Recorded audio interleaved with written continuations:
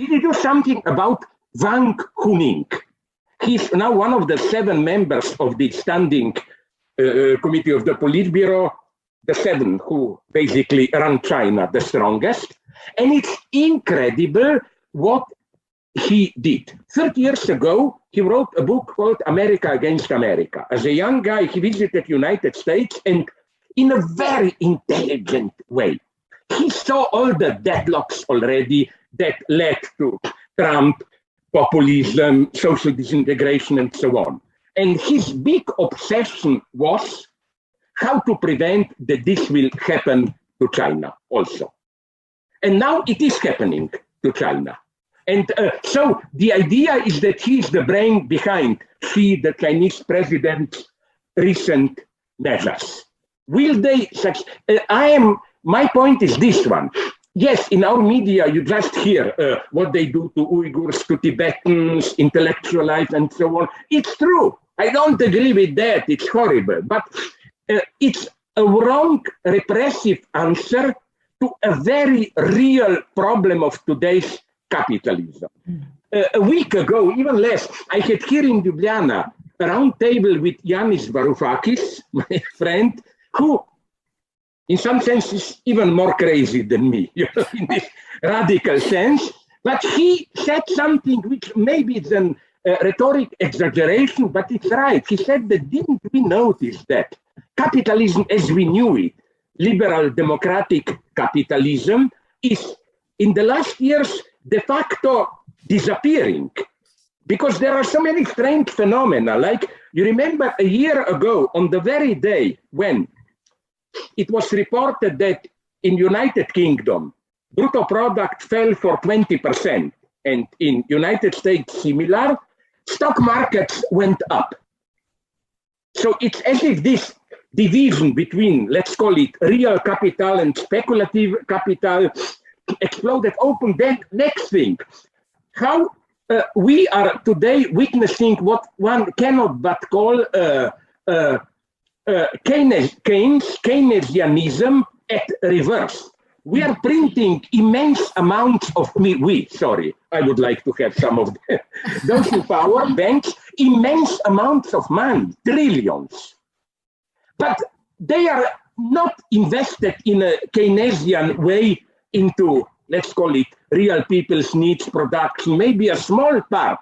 It all remains within this speculative circles, like a big company like Volkswagen had to be saved. So Deutsche Bank gives $500 million, even more, to Volkswagen, who buys their own stocks. It all remains up there. So this thing then, there is, I'm not sure the term is correct, but it designates a real phenomenon. This so-called neo-feudal corporatism. You know, big corporations, which, as I developed in a couple of my books repetitively, are privatizing our commons. Like, if you buy books, the commons of books and so on, it's Amazon. The commons of private communication is Facebook, and so on and so on. And this is no longer capitalism as we knew it. This is a return to rent and so on. And Chinese are in some sense aware of this, that capitalism as we knew it is disintegrating. It's already tremendously changing now into something else. So that's how I read, and my Chinese friends confirm this. Extraordinary news that now, as part of this President Xi initiative, you know what they did? They opened in Beijing a new stock market exchange to deal with small dynamic companies and so on. It's as if the Chinese are doing an absolutely crazy thing to break this new, almost post-capitalist rule of big corporations. They are trying to make a pact with small dynamic capitalism itself, as if they saw it that the danger is so great of this new corporate rule. And I even understand, though they are doing it in a wrong way, what crazy things are happening there at the level of, it's not just this anti-corporate rule push for workers' equality, as Varoufakis reminded me it's easy to just mock him as the new totalitarian, but President Xi said something wonderfully dialectical now a couple of weeks ago. He said that to listen at the intelligence, insight, to raise the ordinary people's standards, we have to lower the growth, the rise of production. It's a very wise argument. So, as always, then I give you back word. I will finish with a dirty story which I like. You know that now in China, they prohibited what they call 996. Mm-hmm. Okay, dirty guy as I am, from my youth, we knew, if I didn't do it, you know what 6-9 means, mutual oral sex position. And I've heard of it. My God, what is this China that the party is now even prohibiting certain sexual position? No.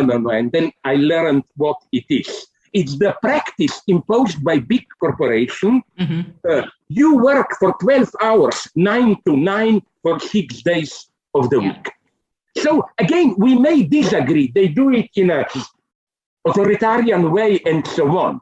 But they, much more than we in the West, they are confronting the right problems. I'm just afraid that maybe it will not work. But I think that their failure will be something horrible for the entire humanity if they fail. Because again, they take problems much more seriously. They see the basic problems much. And again, what I'm saying is that this guy, Wang Huning, is defining himself as a neoconservative. In his books, he quotes positively Alan Bloom, the closing of the American mine, Huntington, and so on, all that stuff.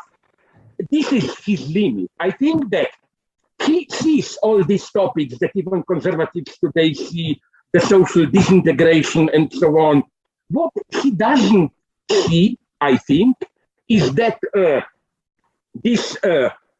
so what he doesn't see is that this, let's call it, without this time, without any evil connotations, soft fascist version, because this is the dream of fascism. Let's keep capitalism, but in a more balanced way, counteracted by social solidarity, values, and so on and so on.